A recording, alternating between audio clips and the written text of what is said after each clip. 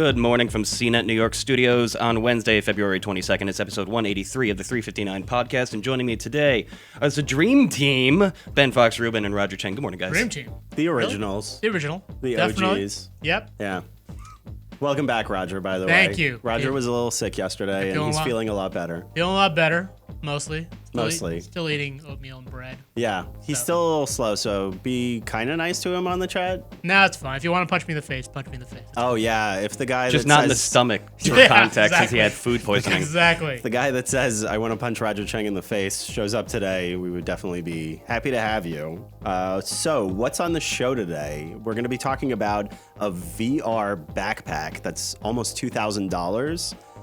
Roger's going to fill us in on more 5G wireless network trials. Ooh, yeah. It's coming. It's coming eventually. Kind of. Yeah. And also Alfred Ng, who is often on the podcast, wrote about the Brooklyn Botanical Garden's new algorithm-powered drainage system. So we'll talk a little bit about that too. As always, send in your questions and comments. Brian will get to the best ones at the end of the show. That's about it. Let's get moving. Let's do it. All right, we're going to get this recording out of the way. Everybody hang out. We'll be back and join you in the chat, and we'll hang out and have a lovely morning together in exactly 3, 2...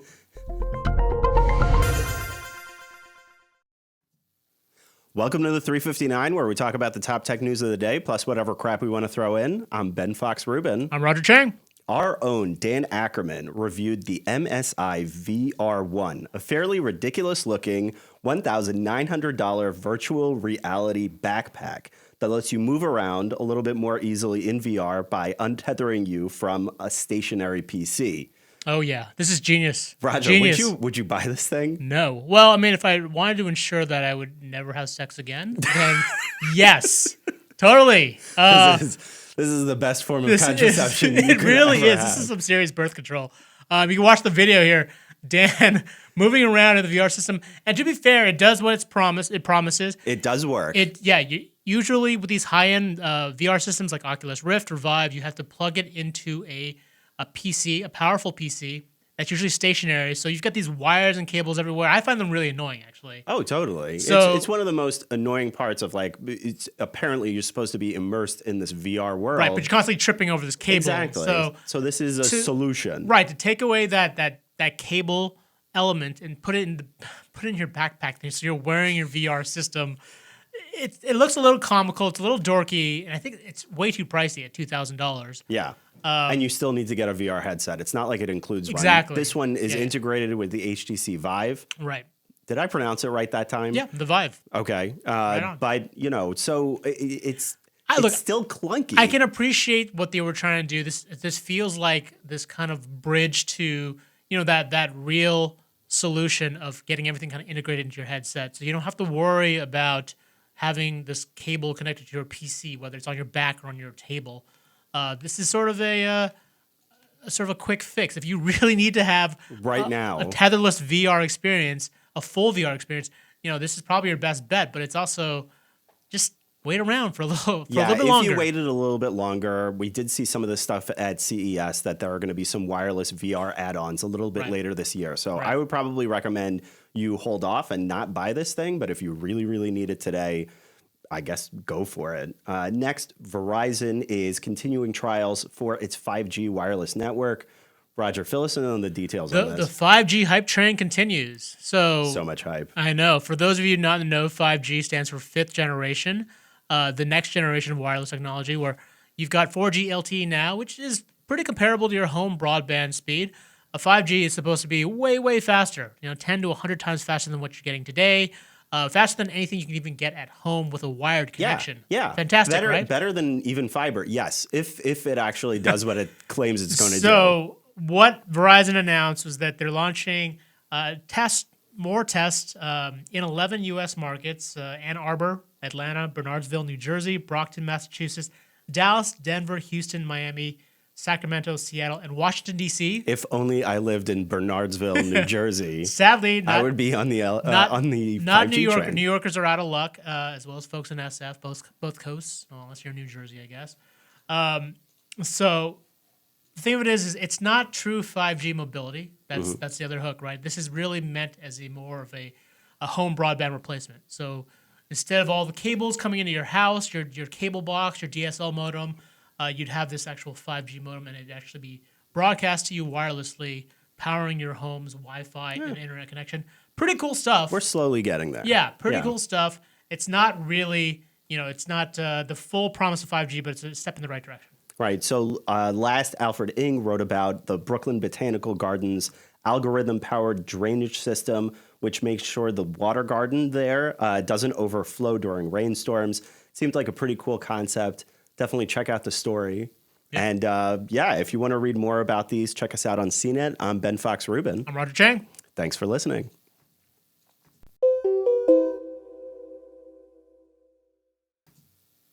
And welcome back. All right. I think we actually ended on time that time. No, you didn't. I got yelled at. We I were got a little yelled at late. yesterday for being 20 seconds over. 20 seconds. This is a difficult. This Whoa. is. Listen, we are very rigorous here at the 3:59. For those if of you we end at 4:20, that is not good. For those, it might be great for some. It might be. For those ambitious podcast pursuers, don't ever try to marry yourself up to a distinct time. Right, limit. and then have it be the title, so you can never You change can never it. get away from it until you stop caring. Right. Danny Green in the chat is looking forward to 5G tests in Charlotte. So shout out to Charlotte. All right. Yeah. Is that wait, was that one of the cities I mentioned? I don't know. You named all I of them. named a whole bunch of them. Probably way Let's too many. find out. Probably way too many. All 11. Let me see. I don't think Charlotte. I don't see it on the list yet. No, You know what but that could have it'll been? get Oh, you're there. looking forward to it. Yeah. I mean, look, it's going to get there. Again, this is kind of the early days for 5G. It's not even really true 5G since they haven't figured out what the standard looks like. But it is kind of this. It's a cool idea that I don't have to deal with a Verizon technician rolling up to my house and like laying down cable and wires, drilling holes into my house, putting cables in to connect my home. This is all done wirelessly. Right. Kind of nice. Yeah. It's definitely cool. Danny also asks if the iPhone is going to work on a 5G, which... Nope. Sorry. Not for a long time. Nope. No. Sorry, Danny. How many years are we talking here? A couple of years, at Okay. least. Look, again, this is a home broadband replacement. The 5G signal goes in your home, and it turns into basically your Wi-Fi signal or your online connection, right? It powers everything in your home.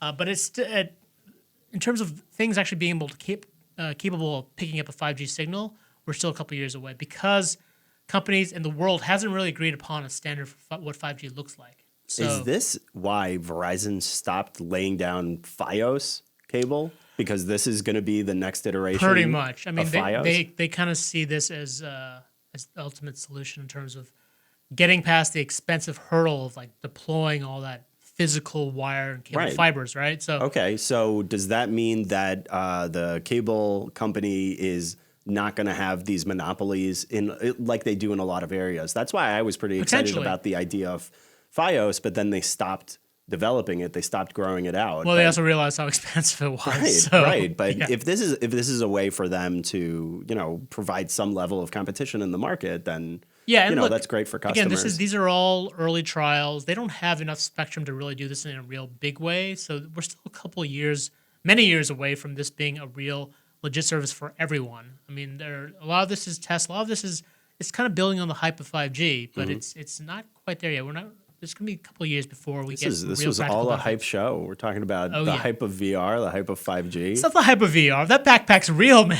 Backpack. It is Backpack legit. is real and It is beautiful. legit. That's right. The backpack just makes me want to play laser tag. Yeah, That's that's all what I it can looks think like. of No, all the time. it reminds me of Ghostbusters. A little bit Like of I need to have a Ghostbusters, proton pack. but more laser tag just because it doesn't look as cool as the Ghostbusters proton pack. The True. Ghostbusters thing is definitely cool looking. Like you would walk around like Imagine you if would it wear had- that for Halloween. Imagine if it had peripherals like the actual proton gun or the But stream thrower. HTC. I mean, that's the Then thing. it would be cool. HTC Vive has that accessory that if someone built the actual what is it gun, the proton gun. the actual proton gun, they could plug in the Vive accessory and it would actually see in the virtual world. Like you could actually bring that gun in. Okay, Right. I'm now sold on virtual reality. Yeah. I'm going to shell There we out go. thousands and thousands of dollars. If I can live out all for my whatever childhood this is. fantasies. Yeah. Stay exactly. Puft Marshmallow Man just shows up in the virtual world, Oh just my firing at God. it with your proton gun. Why hasn't anybody done this yet? Let's go back to 5G for a second. Let's talk about competitors. Yeah. How about AT&T? AT&T was they actually put out another announcement today in 5G saying that they had actually completed a trial testing streaming DirecTV Now video service over 5G. So they're in the same kind of place that Verizon is. They're kind of doing these little small trials, kind of trumpeting the fact that we're doing 5G, we're doing 5G.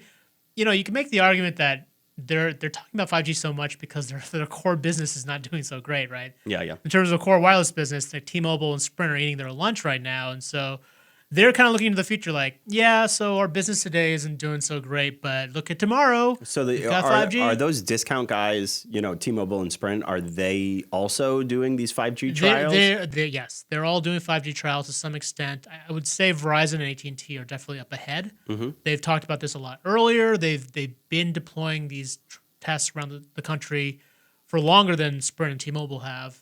So the thing of it is again, it goes back to spectrum. They all have like little bits of spectrum that they can test 5G out on.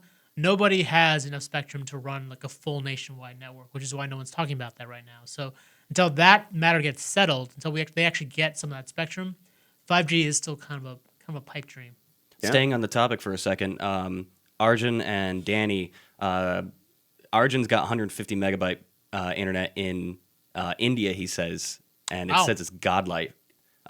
Jealous of you. Also jealous of Danny, who says he's got Google Fiber, which we do not have here in New York. Mm-hmm. Yeah. But he's still looking forward to the 5G because it sounds like it's a whole lot less to install, a lot less overhead. Yeah, I mean, that's great for both companies like Verizon as well as the customer, right? Because it's really just like sending you a box and like pushing a few buttons on in the home office, and that's it. You're good to go. It sounds like Google Fiber probably ran into the same problems that Verizon. I think that's why Google's pulled back on the fiber initiative. It's so expensive. It is. It's expensive, and you know what? A lot of cities, Google Fiber had it really easy because a lot of cities were inviting them in to like bring Google Fiber to us. We want it. Verizon and even AT&T, when they were deploying fiber over the last couple of years, they had to deal with a lot of the municipalities asking for things, right? Like, oh, well, if you're going to put this fiber in, could you also like install a park here and maybe add this little thing? Like they were asking for all kinds of favors to get the full permission. It's called franchising, get the franchise to be able to actually put in fiber. It was always the weirdest thing because when Verizon was fighting this battle to get fiber in, it seemed like an obvious, like it was a no-brainer, like bring in a competitor to cable, right? Like we want to have something else that's competitive to cable, TV and fast internet service. But communities all over the country were sort of like, well, you're going to put this stuff in. Could you also water my garden? And, But it's interesting they didn't treat Google that way because I guess a lot of those municipalities probably looked at it and be like, hey, we have Google as a partner. We're techie. I think at the point that Google started doing it, community started smarting up. They're like, whoa, actually having fast internet is a serious draw now. Mm-hmm. It wasn't before. It's a lot more of a draw now. And of course, you have the cachet of being a Google Fiber city, which was it's rare. It's still a rare thing, right? So, it's gonna continue to be rare because they're just not laying down as much fiber as they had been. Mm-hmm. Well, because they also see what Verizon sees, what AT&T sees. The future isn't doing it wirelessly, right? Without the ground infrastructure, you save so much money, so much time. So it's just easier to go wireless. It's just interesting to hear that we're not really close to that actually happening. You're talking years away. I mean, like 3-5 years away, something like that, which is a long time in the tech world. I mean, optimistically, 3 years would be good. Mm-hmm. It's a little tough. I mean, I think Verizon and AT&T would probably quibble on that timeline, but I would say it's going to be difficult getting the spectrum for this. All right, speaking of timelines, before we wrap up, because we're just about out of time here, let's speculate one more time about iPhone support for 5G, because who was asking in the chat? I'm sorry, I lost track. Oh, Kamal was asking in the chat, do you think it's going to be upwards of 10 years or less than that? Oh, yeah, less than 10 years. That would be business suicide. I'm thinking... They'll be on to like 7G by then. I think everyone's saying broad adoption of 5G will happen by 2020, 2021. That sounds about right. So I can see Apple kind of jumping in around that time. Maybe a little bit longer because Apple usually takes a little bit longer to adapt new technology. Yeah. Just remember the first iPhone was not 3G. It was a 2G phone. They went to 3G a year later. So same with LTE. Like it took them a while to get to LTE. It's interesting the things that Apple treads so cautiously on. It's not like faster service is thin ice. Right. but they always tend everybody to like wants. take the back seat It- when you know, everybody else innovates in favor of it. As much as Apple gets this credit as being an innovator, they really do like to sort of follow along. Well, I'm some of the saying pioneers, it's interesting what they play it safe on. Right. I would argue they play it safe on almost everything. Yeah. Fair enough. Fair Yeah, enough.